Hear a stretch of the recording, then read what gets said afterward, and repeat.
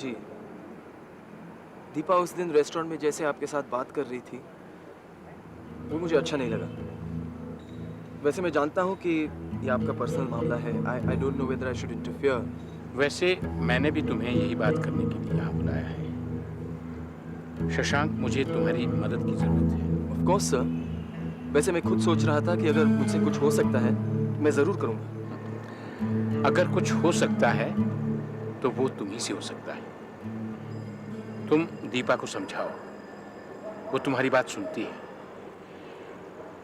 उसे लगता है कि हम सब लोग उसके दुश्मन हैं। उससे कहो कि ऐसा नहीं है। मैं अपनी तरफ से पूरी कोशिश करूँगा सर। शशांक, मैं सोच रहा हूं कि हमारे पास बहुत से ऐसे केस हैं जो न जाने कब से अनअटेंडेड पड़े हैं। उनके लिए न मेरे पास वक्त है और न माधव के पास। क्यों ना तुम लोग उन केसेस को ले लो।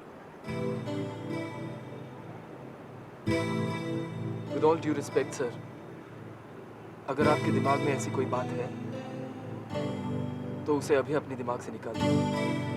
मैं चलता हूँ। अरे अरे, तुम तो नाराज हो गए। बैठो। मैं तो ऐसे ही बस सोच रहा था। सर, मेरी और दीपा की पार्टनरशिप इसलिए कायम है कि हम दोनों की सोच एक सी है। मैं ऑक्सफोर्ड से ये सोच के आया था कि मैं अपनी मेहनत से अपनी फर्म खड़ी करूंगा, बिना किसी के सहारे और बिना किसी की मदद लिए। बिल्कुल सही कह रहे हो तुम शशांक। हर आदमी अपनी जवानी में यही सोचकर निकलता है कि वो अपनी जिंदगी खुद बनाएगा, बिना किसी की मदद लिए। पर मदद लेनी पड़ती है शशांक, और इसमें कोई बुरी बात नहीं है। हम सब लोग इसी दुनिया में रहते हैं। हम सब लोगों को एक दूसरे की मदद की जरूरत पड़ती है। अब अगर कभी मैं तुम्हारी और तुम मेरी मदद कर दो तो इसमें कोई एहसान करने वाली बात नहीं है। देखो, अब मना मत करना। मैं बहुत कॉन्फिडेंशियली वो सारे केस तुम्हारी फर्म को ट्रांसफर कर दूंगा, दीपा की खातिर। एक्सक्यूज मी सर, आपका फोन है। अच्छा, मैं आता हूँ। आपने सही कहा mister Kulshreshtha.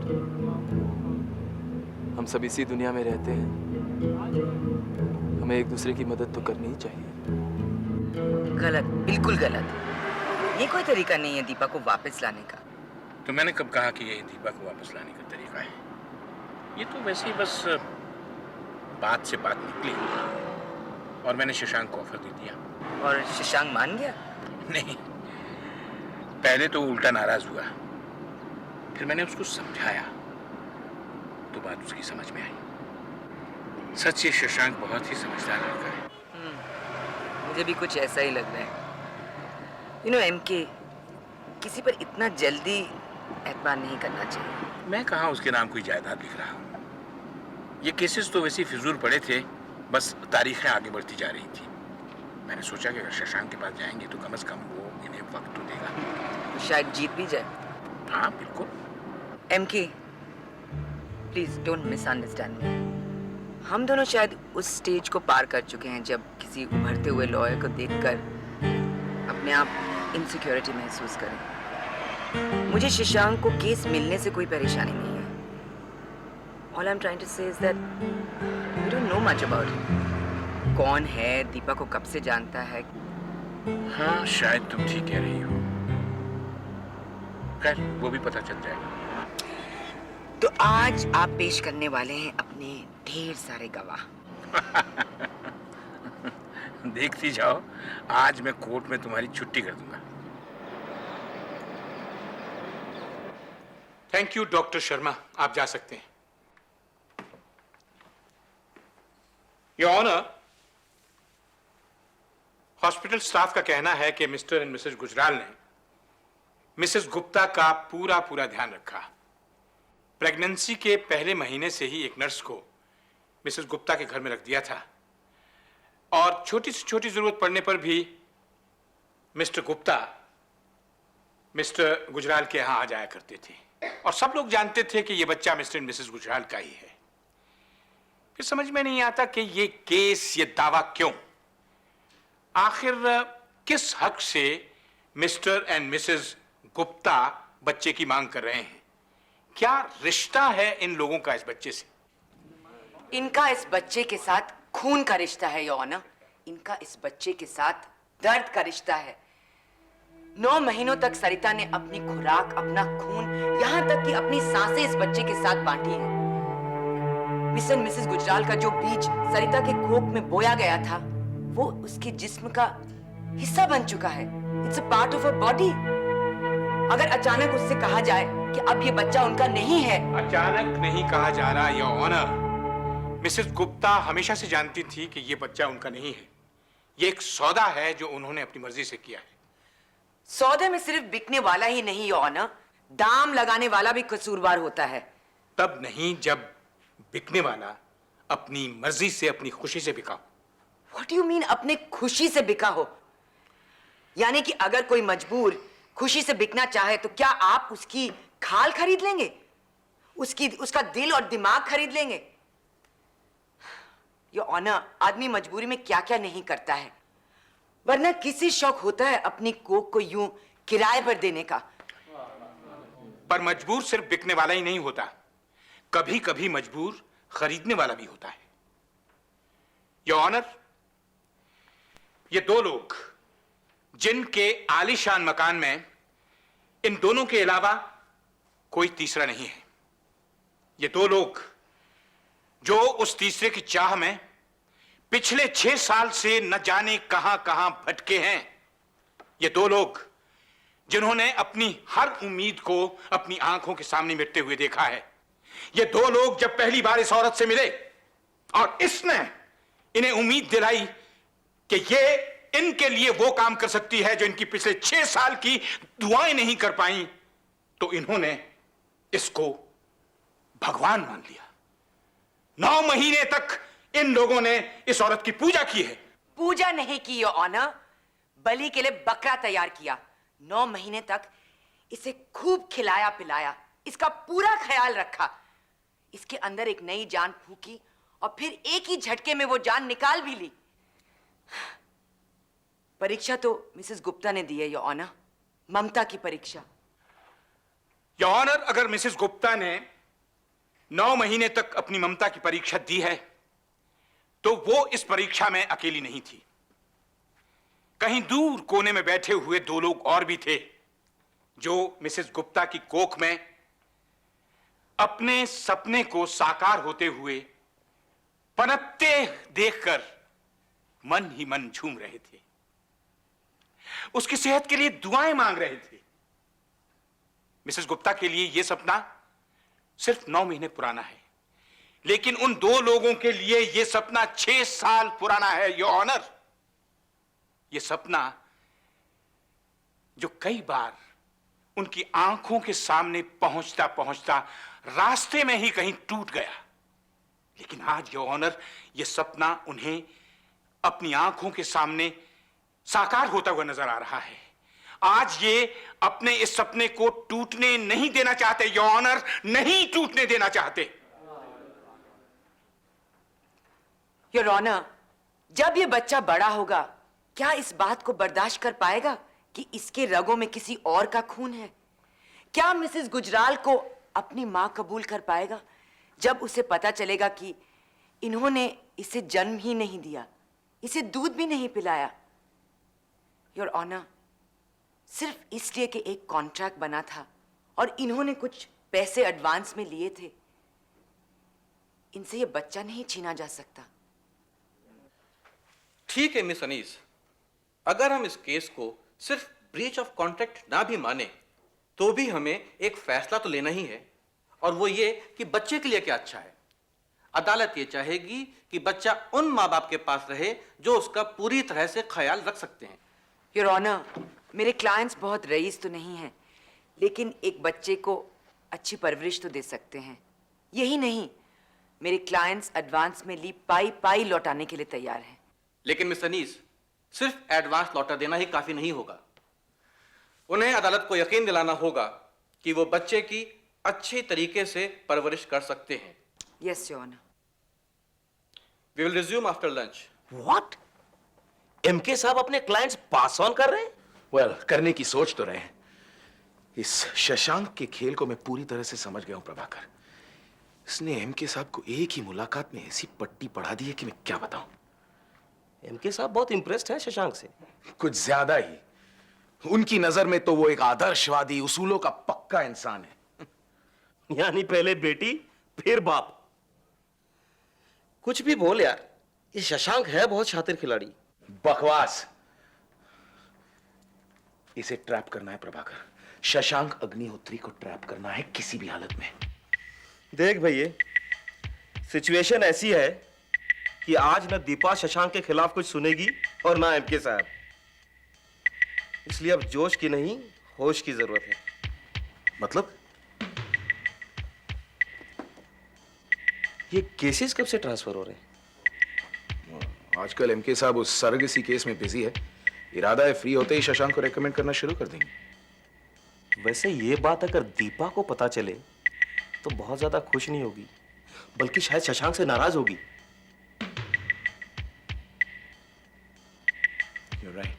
You're absolutely right. यार लेकिन दीपा को इस बात का पता कैसे चलेगा? कुछ सोचना पड़ेगा। व्हाट? पैसे नहीं है?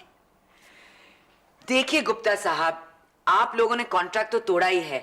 अब आप लोग कह रहे हैं कि आपने एडवांस के पैसे भी खर्च कर दिए हैं। पर मल्लिका जी, हम उनकी पाई पाई लौटाने के लिए तैयार हैं, लेकिन इतना सारा रुपया एक साथ लौटाना बड़ा मुश्किल है। पर थोड़ा थोड़ा ही सही, हम उनका सारा रुपया लौटा जरूर देंगे। लेकिन अगर वो लोग इस बात के लिए तैयार नहीं हुए तो? आपने जज को तो देखा ना, वो कितना फर्मली आपके फाइनेंशियल पोजीशन के बारे में पूछ रहा था। अब मैं उनको क्या बताऊंगी कि बच्चे की परवरिश तो दूर, मेरे क्लाइंट एडवांस भी वापस नहीं दे सकते। आप लोग भी आखिरी वक्त तक वकील से सब कुछ छुपाते हैं और फिर मुसीबत हमारे ऊपर आ जाती है। मल्लिका जी, एक बात बताना चाहता हूं आपको। बताइए, क्या बताना चाहते हैं आप?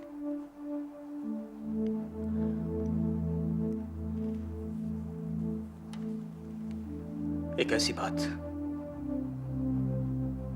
जिसे सुनने के बाद शायद वो लोग खुद उस बच्चे को लेने से मना कर दें। योर ऑनर, मैं मिस्टर गुजराल को विटनेस बॉक्स में बुलाना चाहूंगी। Permission granted.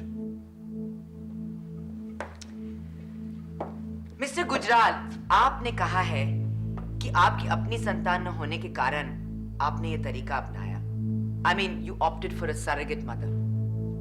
जी लेकिन आप लोग एक बच्चा अडॉप्ट भी कर सकते थे।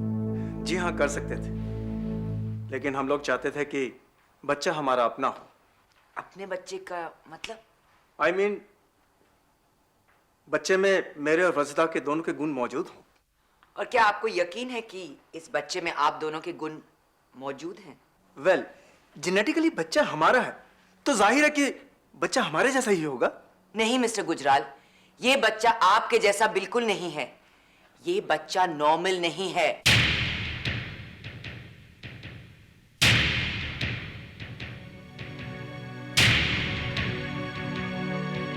डॉक्टर्स का कहना है कि इस बच्चे की मेंटल ग्रोथ दूसरे बच्चों की तुलना में बहुत धीमी है।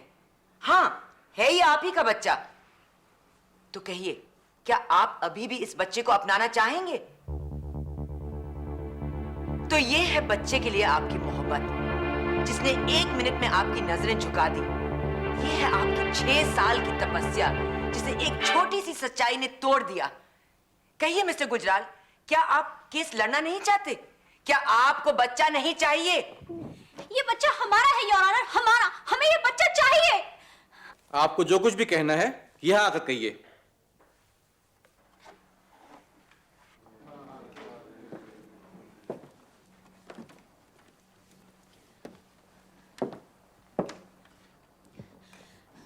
योर ऑनर, मिसेस गुप्ता की जिम्मेदारी थी हमारे बच्चे को जन्म देने की, सो उन्होंने दे दिया।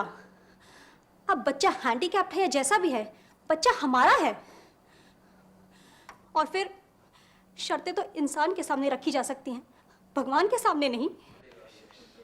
योर ऑनर, ये है मोहब्बत।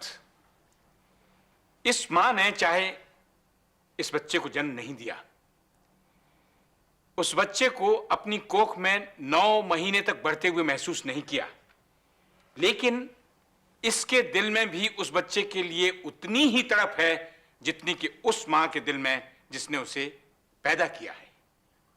और योर ऑनर, मैं पूछना चाहूंगा कि ये सच्चाई कि बच्चा हैंडीकैप्ड है अब तक अदालत के सामने क्यों नहीं आई और अब अचानक क्यों सामने आ गई? इस बारे में आप क्या कहना चाहेंगे? Well, Your Honor, मैं तो इसे मोहब्बत का मुकदमा समझ रहा था, योर ऑनर। एक ऐसी लड़ाई जिसमें दोनों पक्षों की मोहब्बत को तोला जा रहा था। तो फिर इस मोहब्बत के मुकदमे में, इस मोहब्बत की लड़ाई में ये कानूनी पैंतरेबाजी कहां से आ गई? या मिस्टर एंड मिसेस गुप्ता का ये मानना है कि everything is fair in love and war? अगर ऐसा है तो मैं आपको बता दूं कि everything is not fair in love and war.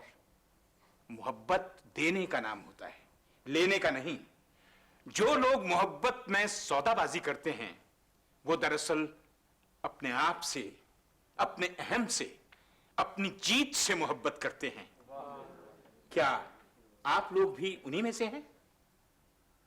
Miss Anees, do you have anything to से?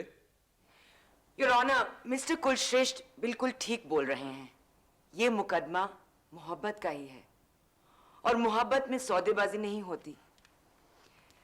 दोनों पक्षों की मोहब्बत अदालत के सामने पेश हो चुकी है। अब अदालत जो भी फैसला करे वो ठीक होगा। अदालत मिस्टर कुलश्रेष्ठ से सहमत है कि ये मोहब्बत का मुकदमा है, लेकिन यहां पर सवाल एक बच्चे का है। इसलिए मोहब्बत के साथ साथ कानून चाहेगा कि बच्चे की भलाई में उसे एक ऐसा घर मिले जहां उसकी सही तरीके से परवरिश हो सके। इसमें कोई शक नहीं कि मिसेस गुप्ता ने इस बच्चे को 9 महीने अपनी कोख में रखा है, लेकिन वो ये बात बखूबी जानती थी कि ये बच्चा उनका नहीं है। इसके अलावा उन्होंने इस काम के लिए कुछ कीमत भी एडवांस में ली है, जिससे साफ जाहिर होता है कि उस वक्त इनका उस बच्चे से कोई सरोकार नहीं था। तमाम हालातों को ध्यान में रखते हुए अदालत चाहेगी कि बच्चे को उसके genetic parents mister and Mrs Gujral के पास रहना चाहिए। इसके अलावा अदालत यह भी चाहेगी कि सरोगेसी को व्यापार नहीं बनना चाहिए। लिहाजा मिस्टर एंड मिसेस गुप्ता को वो 2 लाख रुपए वापस करने पड़ेंगे जो उन्होंने एडवांस में लिए थे। This court is adjourned.